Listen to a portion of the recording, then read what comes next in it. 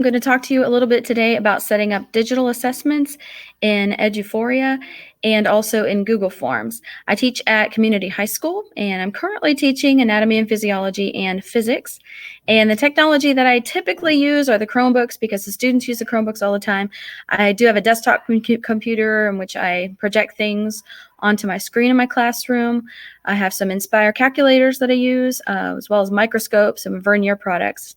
And we try to use as much technology as possible to get students used to using technology in the appropriate way.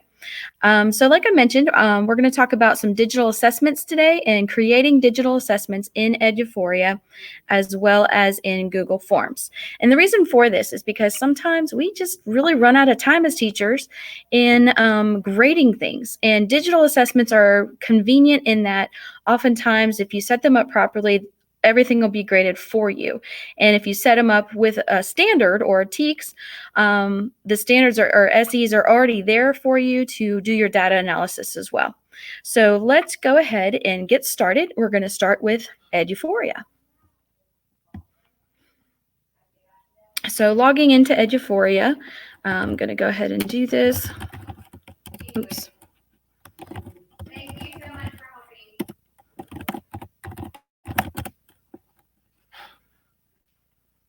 Okay, and we're going to go into Eduphoria Aware. This is where we would build our assessments. And we're going to go to the Assessments tab over here on the left. And down here at the bottom of the page on the left, we're going to create a new teacher test. You have some choices over here. You can create a quick test key, create a blank test, copy an existing test, or copy an item bank test. We're going to create a new blank test today.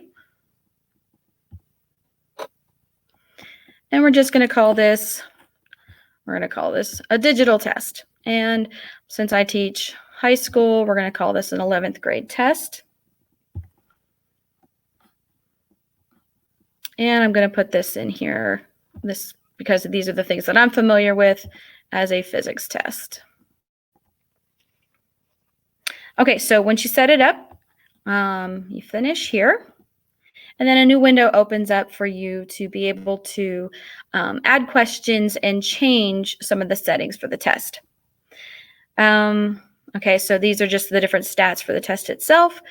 This is going to be a science test. You would select whatever subject you have here. This is a teacher test built into the program. It's going to be a physics test, 11th grade, and this is my name right here. And then down here at the bottom here, the performance levels, this would be to, once all of the test results come in, you can see the percentages for doing data collection and for the data digs and stuff like this.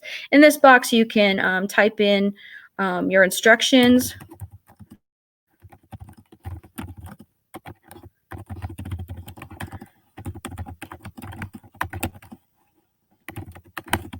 Okay, you can choose your instructions and stuff like that. And then here at the bottom would be to delete the entire assessment. Now to produce or add questions, you push this little plus sign over here. On the left, this would be to add a new item of your own choosing.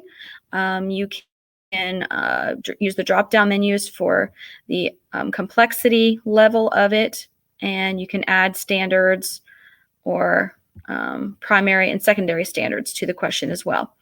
And this would be if you're entering your own type of question into the test. But let's say you wanted to use a test bank. Oops. Hold on a second.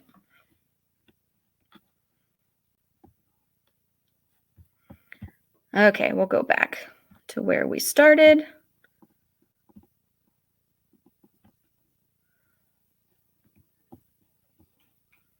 Okay, so if we wanted to add a question from a test item bank, it's always listed in alphabetical order in terms of standards. So the ELP standards would be listed before physics, obviously, alphabetically. So if we scroll down to the content standards for physics, they start with P. These are all of those right here. So let's say we wanted to do a test that had something to do with measurements. And we can see here this is about materials and mathematics and being able to use those kinds of things. And this also includes a graph. So if we wanted to choose this particular item, we would select that in the box. And then over here on the left-hand side, this gives us the options that we have chosen. I'd say I'm going to scan down through here, pick a couple more questions just to kind of build a little bit of a test bank for us. Okay. If we look at this one, I'm going to select this one also. And with each item that we select, it increases the number over here. That's just kind of common sense. And it's really helpful to see how many you have actually chosen. Because if you need to make a quick assessment that has 5 questions on it, you'll know, looking in the particular standard that you have, you can say, oh, good, I can check all of this particular SE, and I only need one more question. Okay, so, and this is a constructed response question, where the students would have to read and fill in the information. I'll just go back to multiple choice or selected response. Here's one. All right, so we have 5 questions, and they have not been added to the test yet, not until this button is pushed right here to add to the test. And there they are over here on the right-hand side. Now notice how some more information has been inputted into the general information for the test. The different standards that are on this test, and also the complexity level of the test, okay? Depending upon what type of test you're trying to build. If you're just checking for general knowledge, you would take a look at those and gauge how you're constructing the test. All right, so let's say we're ready to start administering this test. We would check the administration section over here if we wanted to do bubble sheets only, or if we wanted to make it an interactive or digital test. That is an option that is available. I'm going to do this for now. And we can see our test key, if it'll go, there it is, our test key with the standards that are there right there. And if we take a look at our test layout, this would be what it looks like when we go to print it.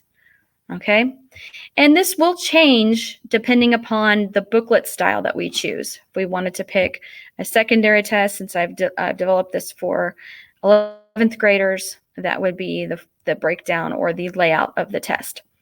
And we have some printing options here as well. If we wanted to print the test booklet, test key, and so on, then we can print. Now, when we're done with this test, we're going to make it active so that it's going to be active in Eduphoria and we can administer the test. If we go to Analyze, we see that we have a test available up here. We can click on that. And this is our digital test that we just created right here. And we have some choices that we can do. We can print student answer documents. We can print we can use response pads. We can enter answers for students. Okay, choosing the class period and enter the answers. Okay, let me close that. And also we can do some online test proctoring if we wanted to click on that and open that up. Okay, and that's kind of slowing me down a little bit. All right, so that is how you would enter the information in for a digital test in Eduphoria. The next type of testing platform we're going to look at today is going to be using Google Forms to set up a test. You can enter Google Forms in a couple of different ways. I'm going to enter it through Google Drive, but you can also add Google Forms to Google Classroom if you use Google Classroom regularly. I'm just going to go ahead and open up Drive.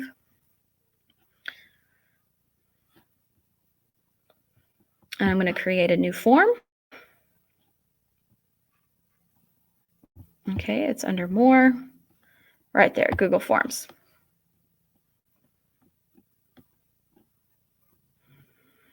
Okay, I'm just going to call this one Digital Test as well, because that's what we're doing today.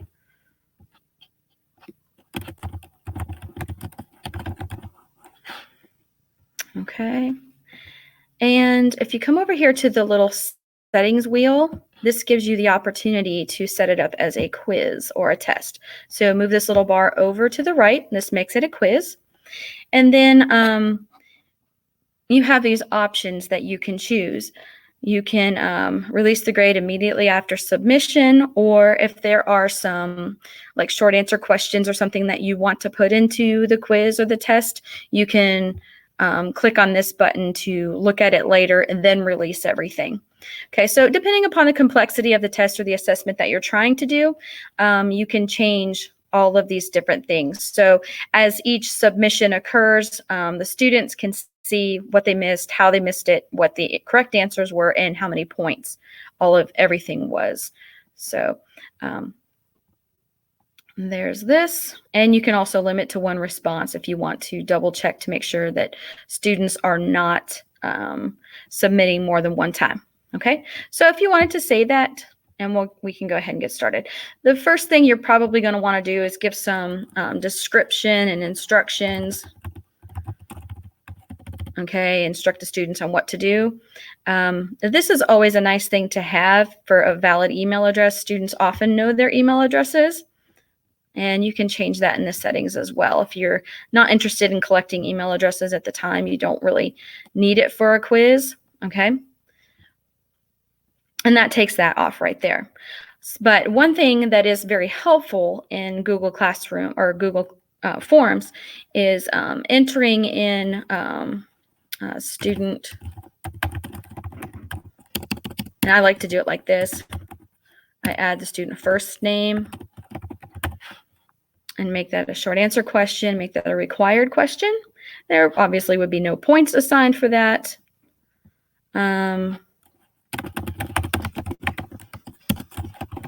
Student last name, again, a short answer required. And then I always like to do this. I add the class period. Oops. Depending upon whatever subject it is. 1, 2, 4, and 5, because I have different sections of a particular subject. And then that would be a required response as well. Okay, and then at this point, whenever you would want to start adding questions, you can add whatever questions that you would like to add. It's like, what color was whatever you wanted it to be. And you can add whatever format of question you would like to put in here: short answer, paragraph, multiple choice, checkboxes. Checkboxes are interesting because you can choose more than one. Say,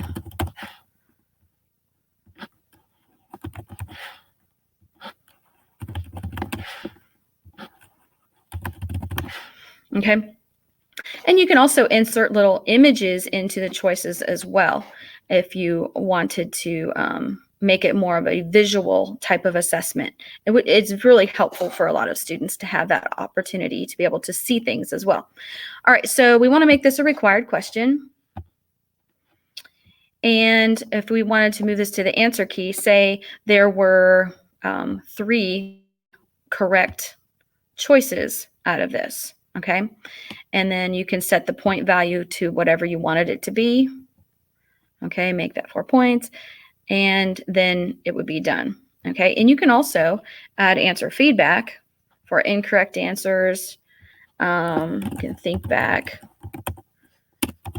to the discussion on whatever it is we were talking about for this particular thing. And then for correct answers, you could say great work. Okay, and that kind of stuff. Okay, and you can save that. And you can also add links and things like that for preparing for a very large assessment. It's kind of nice to add links to kind of show some extra feedback and things like that to students as well, especially if they don't get it right and they just need a little bit of extra. Okay, so saving that information right there. And then that's all in the answer key section, and then done. And then you can move on and add some more questions from there. And each question, there are lots of different options that you can do as well, okay? When it comes to finishing up the Google Forms, and once some data is entered into the Google form, I can open one up and I can show you a little bit of information in there. let's look. I can show you one right here.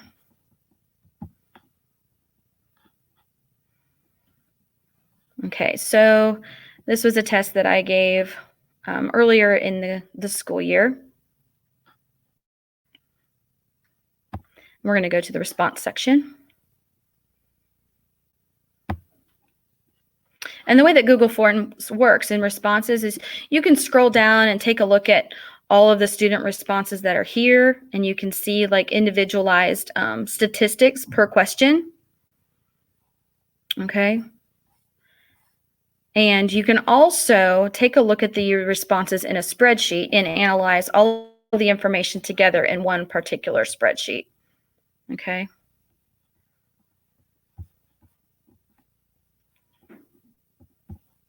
But that is how you would construct your assessment in Google Forms and also an assessment in Eduphoria. We have a couple of minutes here if you are interested and if you'd like to ask any questions. We're here for you. You can type your question right into the chat window and we will get back to you. Well, thank you so much for tuning in, and I hope that this was helpful for you.